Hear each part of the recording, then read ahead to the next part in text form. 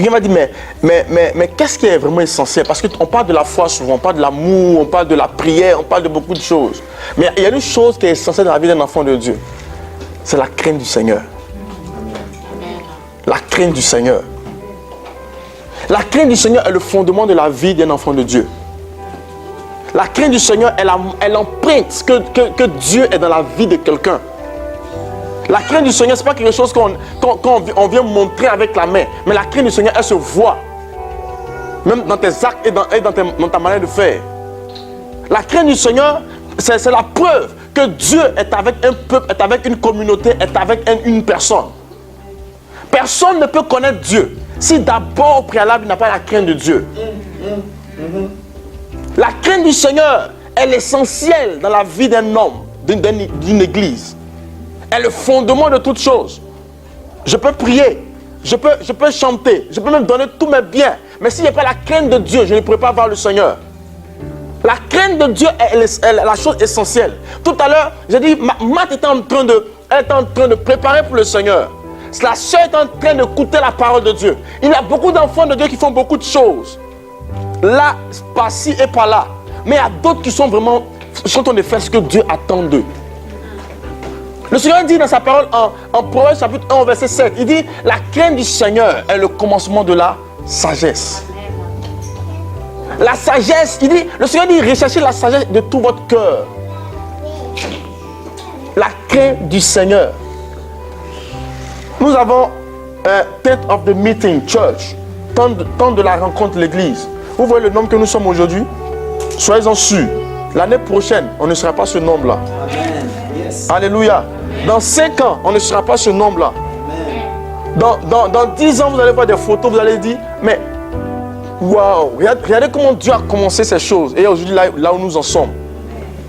Mais sans la crainte du Seigneur, on ne peut aller nulle part. Gloire à Dieu. Amen. Sans la crainte du Seigneur, on ne peut aller nulle part. La crainte du Seigneur, c'est révérer Dieu. La crainte du Seigneur, c'est avoir un profond respect. Quelqu'un m'a dit, mais moi j'ai la crainte de Dieu. Même les hommes en dehors de l'église vont dire, mais moi j'ai une crainte. Non, il faut faire la différence. Il y a ce qu'on appelle la crainte de Dieu et il y a ce qu'on appelle la crainte naturelle. Alléluia.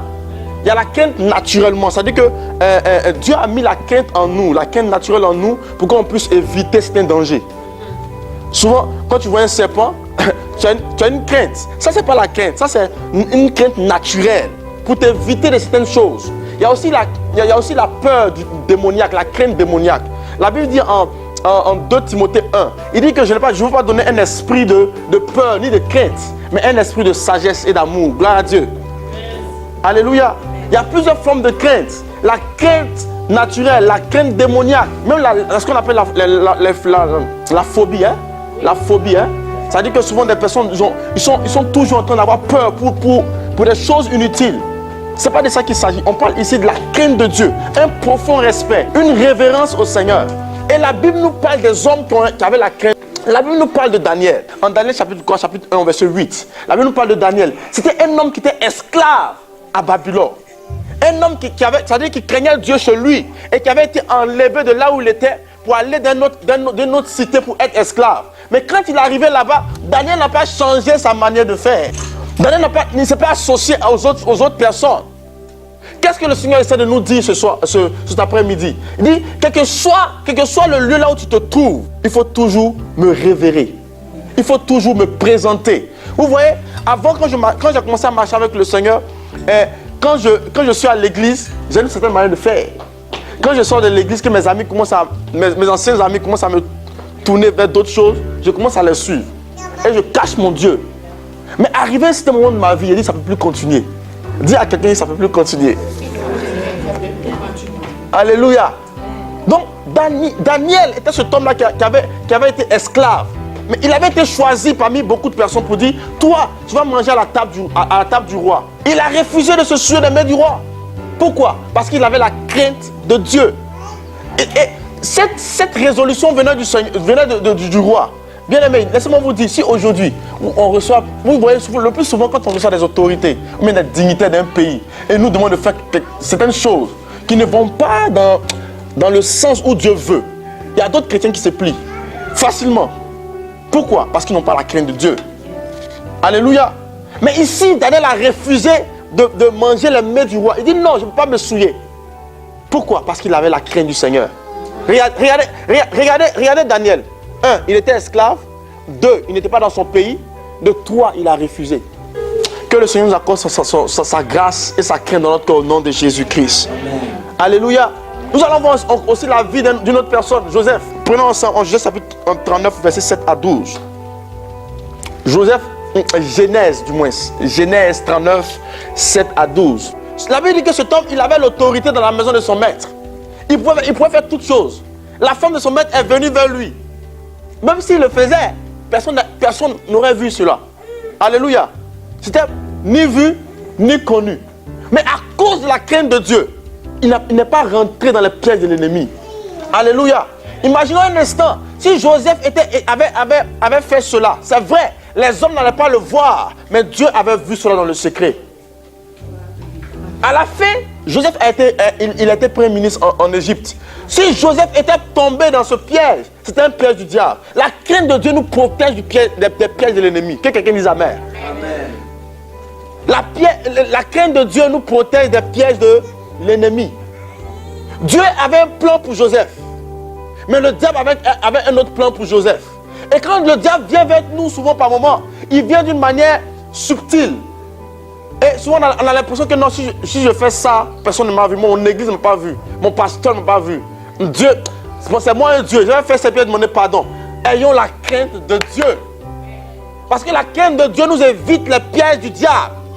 Que quelqu'un dise Amen. Amen. Alléluia. Tout homme qui veut être grand dans le royaume doit avoir une profonde crainte du Seigneur. C'est-à-dire élever Dieu partout où il est, même dans le secret. Élever le Seigneur. Je vous donne un exemple. Quand j'étais dans un pays qu'on appelle la Géorgie. Moi, je t'ai parlé de ça, la première fois où j'ai eu le froid, tout ça. Un pays vers la Russie. Mon premier pays, on va dire, depuis la Côte d'Ivoire, quand j'ai quitté mon pays. Et quand je suis dans ce pays-là, je suis allé à la banque une fois. À la banque. Et la femme m'a donné, qui m'a servi, elle m'a donné, l'argent qu'elle m'a donné était plus que ce que je devais prendre. Et ce jour-là, je n'avais pas assez d'argent.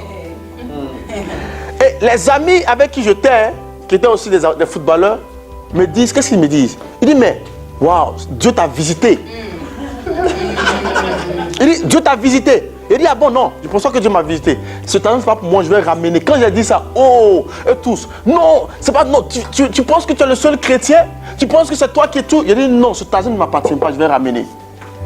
Et il me dit, même si tu ramènes, cette femme qui travaille à la banque, elle ne va pas mettre ça de là-bas, elle va même prendre pour elle. Il dit, moi, je vais ramener. Et j'ai ramené cet argent. Alléluia. J'ai ramené cet argent. Ce jour-là, personne ne m'a vu, mais Dieu m'a vu. Dieu m'a vu. Et à cause de cela, il y a des gens qui ont commencé à être impactés par l'évangile qui sortait de ma bouche. Gloire à Dieu. La crainte de Dieu révèle Dieu, élève Dieu, même dans le secret. Que quelqu'un dise Amen. Amen. Que quelqu'un dise Amen. Amen. Que le Seigneur Jésus-Christ nous accorde sa grâce et que partout où nous sommes, que nous craignons Dieu en esprit, avec notre force, avec notre cœur, au nom de Jésus-Christ.